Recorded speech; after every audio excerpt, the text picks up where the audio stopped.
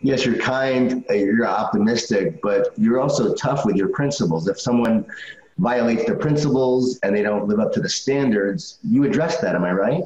Right.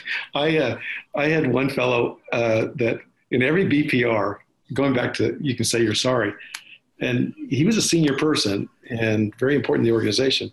But every meeting in the VPR, somebody would say something and he'd go after them in a very aggressive way.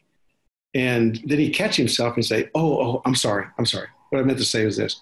But he would do it, John, on every business plan review. So I followed him up to his office and I said, the plan here is not to say you're sorry every week. It's to follow the principles and practices. And he said to me, well, I know, Alan, but I don't know whether I can do it. I've been promoted for my management style, which is command and control. I know it's intimidating. Been promoted, had salary increases. I don't know whether I can change my behaviors. I said, well, and you know why we're doing it? We're doing it so that we have even a higher performing organization that can deal with a rapidly changing world. He said, I know. And then I said, but if you can't, it's okay. And he goes, it's okay? And I said, well, it means that you'd be decided that you'd be better moving on. And I know the team's going to be happier. I'm going to be happier.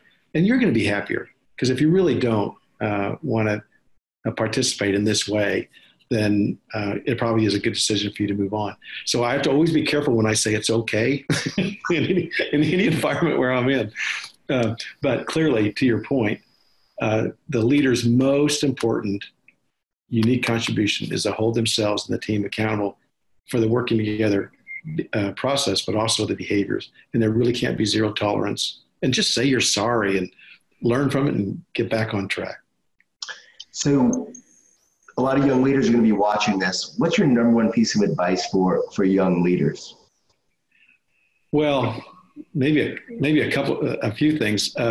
One, the world today needs leadership more than ever. And we all know that. We're seeing it every day. The issues are big. The need for working together is more important than ever. So I guess my advice is to stay so aware of what's going on in the world, be aware of yourself, of what you really care about, where you want to make a contribution, be aware of how you affect others. Just look in their eyes. Do they want to be with you? Do they want to be around you? Are you seeking to be understood before you seek to understand? Do you love them? I mean, do you actually care about them? Is it really about we, and is it really about service, or is it all about you and I and me? And so that awareness of the world, the awareness of the possibilities, the awareness of yourself, and then just develop your technical skills, but then also with as much enthusiasm, develop your working together skills, because that's where you're going to really make use of the gifts that God's given you.